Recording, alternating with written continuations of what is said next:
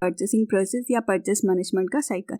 इसमें 9 स्टेप्स होती है। फर्स्ट आता है एग्जामिनेशन ऑफ नीड, सेकंड है purchase requisitions to purchase order, third है review and approval of purchase order, fourth है प्रपोजल रिक्वेस्ट, फिफ्थ है agreement of negotiation and approval, sixth है shipping and receiving the product, seventh है matching in 3-way system, eighth है approval of invoice and payment और ninth है securing record update.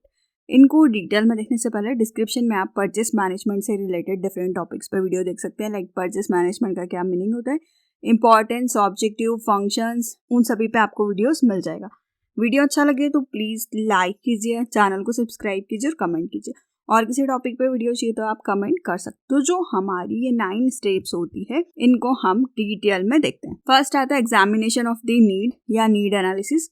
जो भी organisation है वो पता करता है कि उनकी क्या ज़रूरत है, क्या उनकी आवश्यकता है, जिससे कि वो कोई भी समस्या है, कोई भी प्रॉब्लम को सॉल्व कर सकते हैं। तो उनको उस प्रॉब्लम को सॉल्व करने के लिए किन किन चीज़ों की ज़रूरत है तो पहले वो पता करते हैं। फॉर एग्जाम्पल कि ऑर्गेनाइजेशन को लग रहा है कि उनके बहुत ज़्यादा पैसे खर्च होते हैं या खर्चा हो रहा है ट्रेवल एक्सपेंसेस में, तो कंपनी क्या सोचती है कि ऐसी कंपनी में इन्वेस्ट करे जिससे कि उनका जो ट्रेवल एक्सपेंसेस है वो कम हो जाए। मतलब फ्यूल इफिशिएंट कंपनी में वो इन्वेस्ट करना चाहती है जिससे कि जो भी उनका ट्रेवल में अमाउंट लग रहा है वो कम हो जाए। तो इसमें आप क्या करते हैं, पहले आप आपकी नीड को एग्जामाइन करते हैं। सेकेंड आता है purchase requisitions to purchase order. इसमें आप क्या करते हैं, आप आपकी जो भी नीड है, जो भी आपने लिस्ट बनाई है कि आपको क्या क्या सामान की ज़रूरत है, उस परचेस रिक्वेस्ट को परचेस मैनेजर को या परचेस डिपार्टमेंट को आप उनसे रिक्वेस्ट करते हैं कंपनी के लोग कि उनको क्या क्या सामान चाहिए, डिटेल्स में किसी भी प्रोडक्ट और सर्विसेज के बारे में कि उनको कितनी क्वांटिटी में चाहिए, उनका स्पेसिफिकेशन, वो सारी चीज़ें इसमें मेंशन होती है। तो परचेस के लिए आप रिक्वेस्ट करते हैं, आप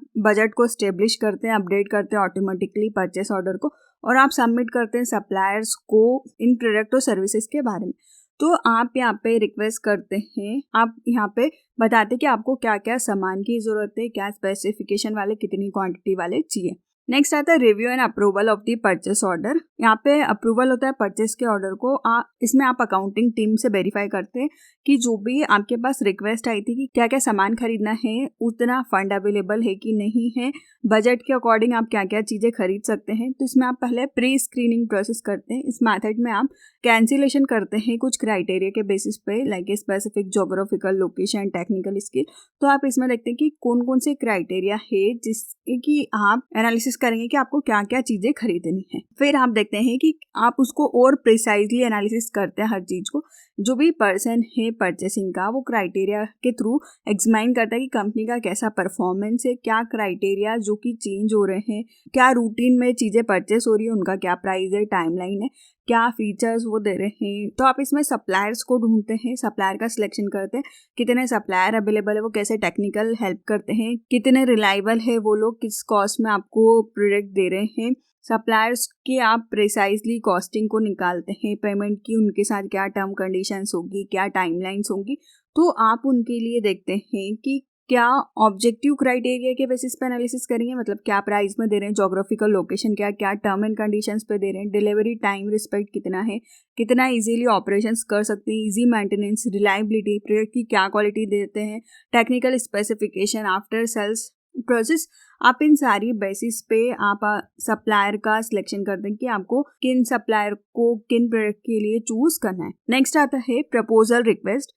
इसमें आप परचेस ऑर्डर को जो भी बजट अप्रूव हुआ है उसके अकॉर्डिंग आप रिक्वेस्ट करते हैं प्रपोजल की। मतलब आप उनसे कोटेशन बुलाते हैं कि आप उनको ईमेल के थ्रू या कैसे भी उनको मैसेज दे के उनसे प्राइस ले सकते हैं या बिड ले सकते हैं कि वो कितने प्राइस में उस आइटम्स को सेल करना चाहते हैं। तो सप्लायर अपनी बिडिंग को रिव्यू करके सबमिट करता है, उनके रिकॉर्ड्स को, रेपुटेशन को आप देखते हैं, प्राइस को देखते हैं, परफॉर्मेंस हिस्ट्री को देखते हैं। तो आप यहाँ पे उनसे प्रपोजल रखते हैं, रिक्वेस्ट करते हैं कि वो उनका कोटेशन या प्राइजेस या बिड सेंड करें। फिर नेक्स्ट आता है एग्रीमेंट और नेगोशिएशन एंड अप्रूवल।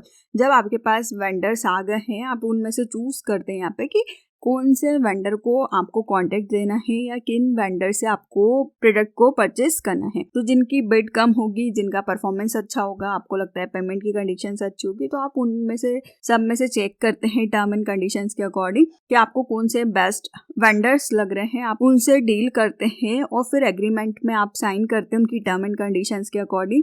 एग्रीमेंट जो होता है वो दोनों पार्टीज को सेटिस्फाइड करता है, म्यूचुअली कॉन्टेक्ट होता है, जो कि आप परचेस ऑर्डर के लिए सारी टर्म एंड कंडीशंस होती है जो भी आप प्रोडक्ट परचेस करने की, सेलर को आप कितने प्राइस में सेल करेंगे। नेक्स्ट आता है shipping and receiving the product. जब एग्रीमेंट हो गया फिर वो आपको डिलीवर करते हैं प्रोडक्ट को, तो जो टाइम फ्रेम सेट किया था उसमें सप्लायर ने गुड्स एंड सर्विसेज को सप्लाई किया है कि नहीं किया है, जो भी बायर है उसने उस गुड्स को रिसीव किया है कि नहीं किया है, और जो भी आपने प्रोडक्ट परचेस किया आप रिव्यू करते हैं कि वो सही से जितने टाइम में उन्होंने प्रॉमिस किया था वैसा आपको डिलीवर हुआ, उसमें कोई इशू नहीं आए हैं। नेक्स्ट आता है मैचिंग इन 3-वे सिस्टम। जो भी आपको गुड्स रिसीव हुआ है, प्रोडक्ट रिसीव हुआ है, अब आप उसको मैचिंग सिस्टम से 3 चीजों से कंपेयर करते हैं कि वो सही हुआ है ट्रांजेक्शन की नहीं। तो फर्स्ट आता है शिपिंग डॉक्यूमेंट्स, आप चेक करते हैं जो भी आपका प्रोडक्ट है उसके जो डॉक्यूमेंट्स है उसको चेक करते हैं। पैकिंग की स्लिप को देखते हैं कि आपने जो एक्चुअली ऑर्डर परचेस करने के लिए डाला था, जो चीजें डाली थी उतनी ही आई है, वही आई है।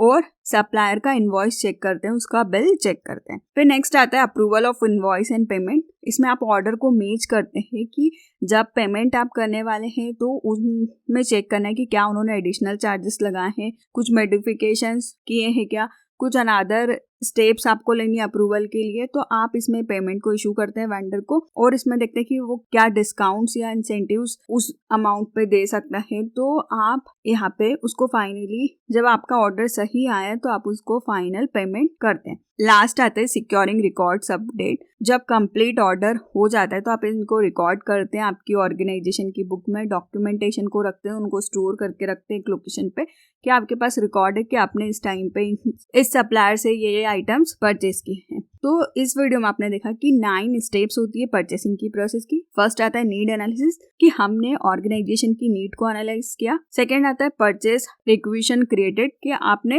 परचेस के लिए परचेस डिपार्टमेंट को बताया कि क्या क्या चीजों की जरूरत है आइटम्स को स्पेसिफिकेशंस के अकॉर्डिंग। फिर आता है purchase order review and approval. अब आप देखते हैं कि आपको क्या क्या आइटम्स परचेस करने हैं, कौन से सप्लायर को आपको चूज करना है, और आप उनको क्राइटेरिया के बेसिस पे सप्लायर को चूज करते हैं। फिर नेक्स्ट आता है रिक्वेस्ट फॉर प्रपोजल। आप उनको आइटम्स बेचते हैं कि उनकी जो बिडिंग है, जितने प्राइस में वो सेल कर रहे हैं वो आपको बताएं। फिर आप नेगोशिएशन करते हैं उनके साथ और अप्रूवल करते हैं कि आप किस प्राइस में लेंगे, और आप उनके साथ एग्रीमेंट साइन करते हैं। फिर आता है शिपिंग एंड रिसीविंग कि अब आपको प्रोडक्ट रिसीव होता है। फिर 3-वे मैचिंग प्रोसेस, आप उनके शिपिंग के डॉक्यूमेंट, प्रोडक्ट को और प्रोडक्ट की इनवॉइस को चेक करते हैं। और फिर आता है इनवॉइस अप्रूवल एंड पेमेंट। जब आपने उनकी इनवॉइस चेक किया, आपने देखा ऑर्डर की क्वांटिटी सही है, डिस्काउंट्स प्रॉपर है, सारी चीजें सही है, तो आप उनको पेमेंट करते हैं और अकाउंटिंग रिकॉर्ड्स में उसको अपडेट करके रखते हैं। तो ये पूरी प्रोसेस होती है परचेसिंग की। वीडियो अच्छा लगे तो प्लीज लाइक कीजिए, चैनल को सब्सक्राइब कीजिए और कमेंट कीजिए। और किसी टॉपिक पर वीडियो चाहिए तो आप कमेंट कर सकते हैं। Thank you.